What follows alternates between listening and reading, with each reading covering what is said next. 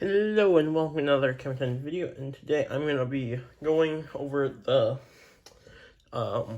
factions in a list of worst to best. So it's basically like a tier list of which ones are good in the TCG. Let's get started. Let me get some cores out so I can roll some Bakugan out. Let's chuck some out there. So, the worst one in the TCG is number 7, Subterra. This one is, of course, Subterra has to be number 7. Because, look at them. This is Betatron. The reason why Subterra is number 7 is because they aren't even in the reboot. So they have no cards. You can't even play them. So, on to number 6. So this is basically the real start of the tier list. Number 6 is Arliss. Which, the reason why Arliss is number 6 because Arliss has no cards at all, essentially, and their thing was they were supposed to be very powerful. So like take Arliss Trox for example. This is one of the better ones, along with Arliss Hydronoid Ultra, which I don't have. Which Arliss Hydronoid Ultra is probably the best one. It was 2 Fire Fists, and it got up to 1450, and I forgot what the damage was. But it was really good, because back then it was only 1350 for the highest, besides Hydronoid, which was at 1450. And then Trox, you can combo with the Evolution to get a lot of good stuff. And then you can basically one-shot their deck. Yes, of that ability. Which, in Armored Alliance, there's only one pretty decent one, which was, Nilius Ultra. Which here's the Evo. It's pretty decent, but the fact that there's barely any cards, and now that a lot of Bakugan outclass them, the reason why it's not so good. That's number 6. Number 7 is going to be Chaos. So there is a reason why Chaos is number 7. Which, number 5. There's Trox. Trox is probably one of the best ones. 802 Magic Sealed Fist, so 1450. Yeah, that's pretty good. And then, of course, we also have this, Nilius, which is, the character card's not that good, but the Evo is really good, which I don't have, so I can't show it. Which it's, Chaos Titan Nilius, which it was a really good deck, but then we got Sync. So, the reason why they're here is just because all the other ones just outclassed it. But they do have a lot of good cards, like the flips, like Dazzle, which is 0 cost stop a Helix. Confuse, 1 cost stop a Flame Fist or a Magic Shield. Stand Together, 4 costs, and then if it's in Domination, stops down Chaos for free. And of course, there's other cards like Wayne that are really good. 2 costs, destroying Evo that was not played this turn. And then Glimmering Glaive, which is 2 costs with the gear reduction. When you play it, you can attach a core from the field to your open Bakugan, plus 400. Which, that was really good, but then it got outclassed by all the other ones in the Fusion Force. So, Chaos is actually pretty decent if Sync never came out. That's the reason why Chaos is number 5. Moving away. Next up, I give this number 4 is actually number 4-3 is a tie between both Pyrus, and Ventus. So the reason why they're in number 4/30 is because they go well with Sync, really well. But they also have their unique differences. Let's start off with Pyrus. Pyrus is best back on either Pyrus Dragonoid Ultra or Pyrus Nobilius Ultra, or the new Dragonoid Ultima coming out if you want to play that for some reason. It's 902 Shield or Flaming Fist. Or like it's 13 Nobilities can get up to 1350. But Pyrus has some really good cards like Constrictor. One costs up a Fist or Helix. Quick Fire. You can make a Pyrus attack for 1 and reroll. Also, Pyrus Serpentine Core is another really good Pyrus back on. It's a Serp burn deck. You basically just burn your opponent's deck by re-rolling a lot. Fury Anger is a pretty good one for Fury.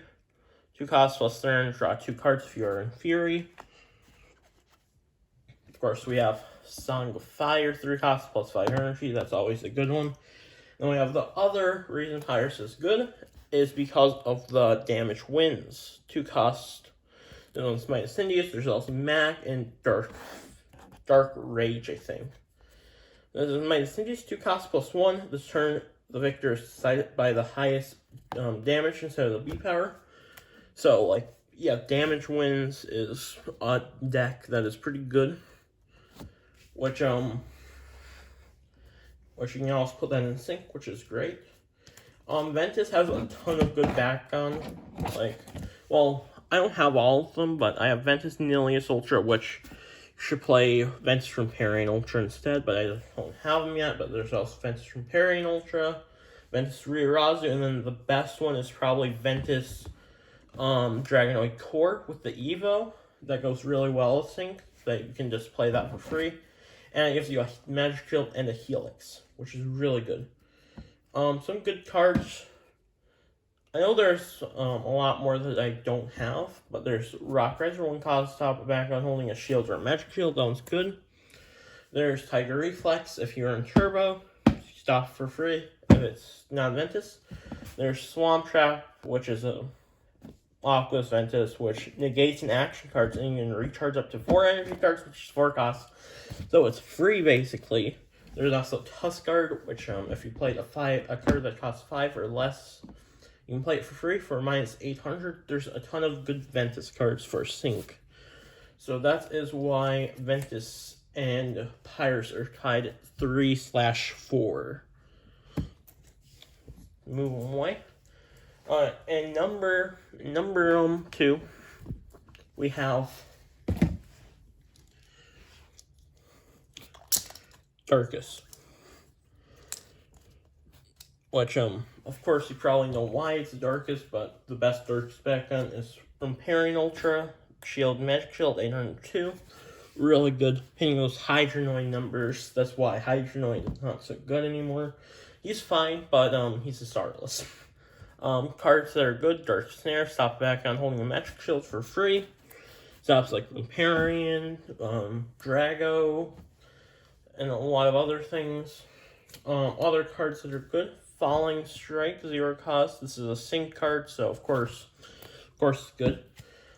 This is an Ox Darkus, Dark Disaster, 2 costs, plus turn 3, and of course Sync again. Oh, sorry. So of course it's good. And then, of course, we have the main thing, Howling Shell Bomb. It's just really good. Plus 1,000. And if it's revealed from your hand, it's free. So, that's why Darkest number 2. Also, if you have a damage win stack, you can do, I think Pyrus Riurazu is the best right now. I mean, Darkest Riurazu. I think that's the best Darkest one for damage wins. And finally, we have number 1, which I bet everyone saw this coming. It is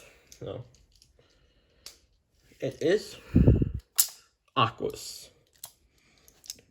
which, of course, the main Bakugan is Aqua's Hydrus, Helix Fist, 404, plus 500, plus 5 if it lands on Helix. It gets up to 16-6.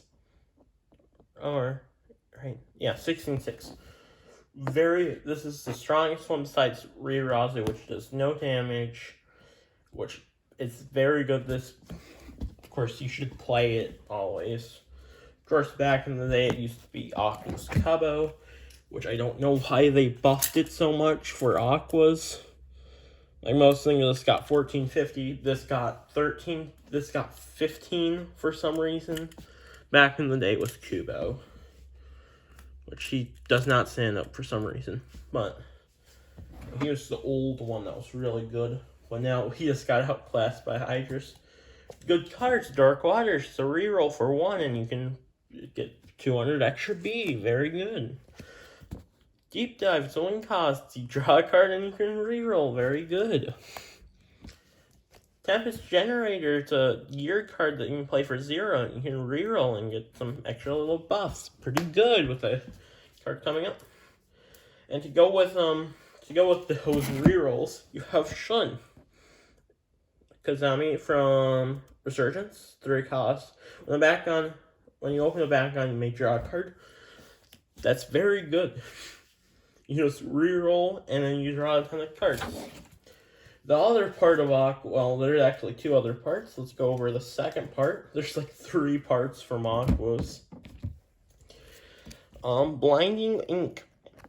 The negates. 2 cost negate an action card that's 3 or less. Very good. But Baku Slumber coming up is much better. Oh, that also goes with Ventus. Baku Slumber. Washed Away, 2 cost, negate a back gear. It negates Glimmering Glaive, so this is another reason why Chaos is not that good anymore. It's still decent, but all other ones outclassed. And finally, Sinkle, it's a 4 cost, negate a hero or action card. And also there's the Swamp Trap from the Ventus pile. Right there, which I already went over.